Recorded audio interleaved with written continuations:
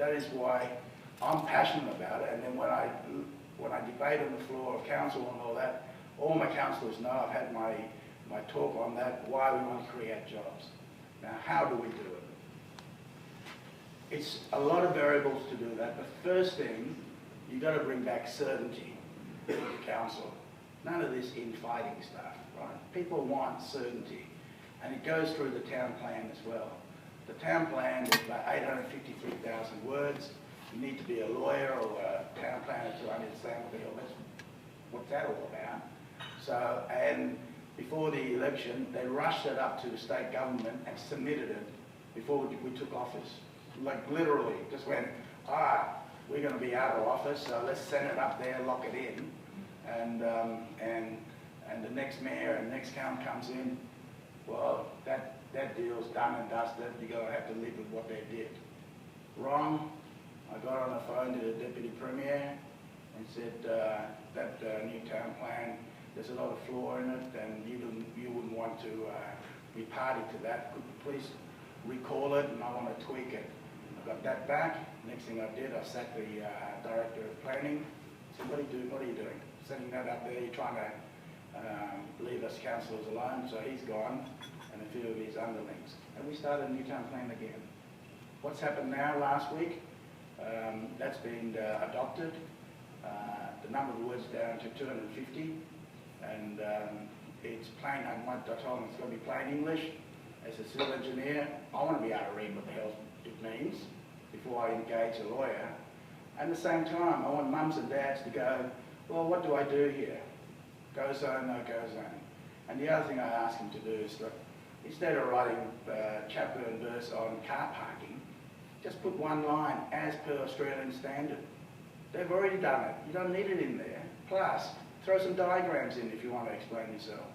We'd love to see what it means, just in drawings. So that's what they did. Since that's been lodged and we have people out there complaining about it, I'd say this, it's only been lodged a week. All the complaints about various high-rise and building that's going on, that's the 2003 plan. How can all this approval been going on for the last 12 months, 18 months on the new town plan? We only just adopted last week. So they're out there complaining, especially other mayoral candidates. But I say this to you, we had 2,500 submissions. Out of that, 3,680 points were raised, and every single of those points was addressed and incorporated into the plan. And one thing about modern technology, I can do a search on the names. I got them to search all the mayoral candidates. I wonder what kind of submission they did, so that, you know, let's see their viewpoint. Not one of them made a submission to the new town plan, but they're happy enough to go and bag it. And I said to them, why don't you submit something? But hey, it's not too late. We've got 12 months of amendments to do. Do your submission then. Get off your ass and do something about it if you're that passionate about it. Do that. So, certainty. The next bit is confidence. You see, you bring some certainty back, confidence will flow. And once you get some confidence, you'll start to go and see the bankers for investment. And for my time, I wanted to refinance the Islander a few years ago, 08 I think.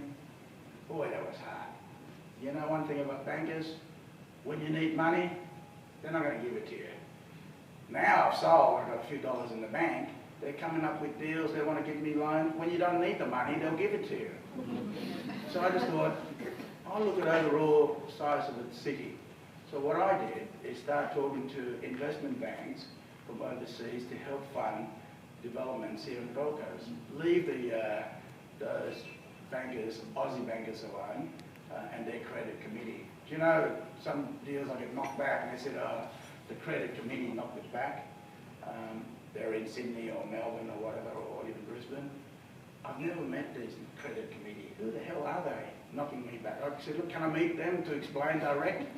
Never got to meet this credit committee. I've been in business 35 years, and you know, all my friends who's in banking, I said, mate, are you in credit committee? You know anyone in credit committee? I want to know what they're thinking. No, I couldn't get that far. But my point is, now that properties are going, the difference now is that I'm getting Aussie Bank coming to see my office. They go, yes, we want to relook at the Gold Coast and we want to help. Which developers should we see and all that? I said, see, the city doesn't need you. That's why you're back. And it's the same thing as when I didn't need you to hand out some checks across. So, so the investments is flowing because confidence, properties are going up, and I say to you, jobs are being created. And this way, the tradies, 5:30 in the morning, we used to drive up to Brisbane. Well, there's a lot less congestion now because they're here. The FIFO program, a lot less people going to the mines now, even though they're closing, especially that nickel thing, but they're closing it. That means dads can be at home with their family every day. The FIFO is not good for you, for families. Good money, do it short term, but you want to be with the family. So that's what's drives this agenda. And so when we get to that, I thought, right, the next key part of that is promotion. To promote our city, yes, I can get out there and promote, but you know, it's better to have a third party, someone who's creditable, to promote the Gold Coast. So what I did is I talked to Bernard Salt from KPMG. I view him as Australia's leading demographer. I said, Bernard, tell me this. I've been listening to you for years. You always used the Gold Coast as a have-a-go spirit. And what's your view on it now? So he explained to me that it looks like we're got great guns, we're going to go well. I said, well, how about you do a presentation and I'll call a breakfast with all the city leaders from every field and let them get on board, get on the journey of our Gold Coast success story. And that's how this video came about. I had everyone there, and Bernard did his talk, and I said, now, you know, Bernard's a third party and he believes in it, so he's saying the Gold Coast is the way to go. What we got to do is to produce material, like a video, go to Sydney, Melbourne, overseas, and present that, get Bernard up there too and speak it out that he reckons it's a good place to invest. And I asked Bernard what kind of budget I need to do all that. And he gave me a big figure of 500,000. So I said, right, you know, there's no free luncheon. This is a breakfast. There's no free breakfast. How about you, I'm not going to embarrass you today to say, put up your hand who will help. How about you ring my office and my office ring you? Let's raise $500,000 to get this future Gold Coast project going. You know what? In 10 days, all the money was in. So it was on. And that goes to show the confidence at that level. Because I said to them that if people come and invest in Gold Coast, build a block of apartment, so you real estate agents there who kicked in to help with this, it's an investment. You get return on, you'll get to sell these properties. And then you get your money back. So, you know, we're in it together, and that's how it's rolling. Now, where we go from here is this. The next task is to broaden our economy. Yes, we've built on tourism, and construction follows with that. But the next tier is education. We've got top 3 education university here. We've got Griffiths University. I sent 2 of my boys there. One did dentistry and the other one did paramedic. And the other 2 went to Bonn. One did business and Emily did film and television. And I said to him, look, if I had a 5th one, it would have gone to Southern Cross. But Ruth gave up on that when we had 4. But the point is, education for students are very strong, and they will grow. And I'm promoting that overseas. Last time I was in Japan, I met up with the governor of Kanagawa, Governor Karoiwa, and in his prefecture he had 11 cities. So he had 11 mayors and deputy mayors there at the luncheon. And I already did my homework. I want more students from Japan. And I said, and I looked at the list. We're ranked about 3rd or 4th on that list. The #1 list was Singapore. And I said to the governor, I said, Governor, how come you are sending your Japanese students to learn English in Singapore? You know what happens there when they come back? They speak with a Singaporean accent. Why would you want that? Why wouldn't you want your students to speak with an Australian accent? It's one of the friendliest accents. You know, it's not American. You know, it's not uppity like English. We're friendly. Have a go. Listen to what I'm saying. Don't you like this accent? And he's going, okay, we do that. Very polite. Yeah, so there's sort of promotion and cut through you've got to do. And there's a lot of different stories that I'm going to put to you, but the main point is education, we want to push forward. Health, the Health and Knowledge Precinct is growing gangbuster. Alamanda Private Hospital should be open there shortly.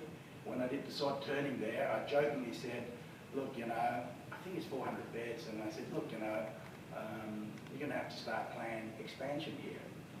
We just, this is the date I'm sod turning, and they go, and he rang me back probably a couple of months ago and said, you're dead right, we're planning for expansion already, we haven't even finished. And my point is, the health part of it, we will find a lot of cure. We've got a great research facility, both at Bond and Griffiths. I won't speak without knowing, but there are some disease cures coming out, and it's very prestige for our city. So the 4 tiers, well, you'll see education boom, and you'll see health.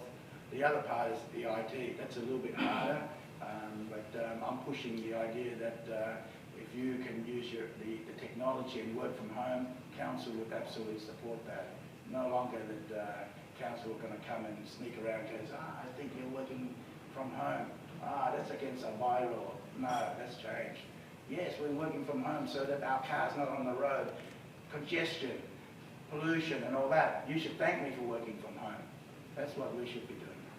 So, you know, I'm happy to take questions and answers, but the point is this, you know, I don't view myself really, I mean, as a typical politician where every word is crafted and you know, we're moving forward and all that sort of stuff. I'd rather tell what it is, the way I feel and what it is. And whether I'm on radio or Channel 9, and there's a lot of blooper reels, I'm pretty sure. But the main thing is the message is consistent.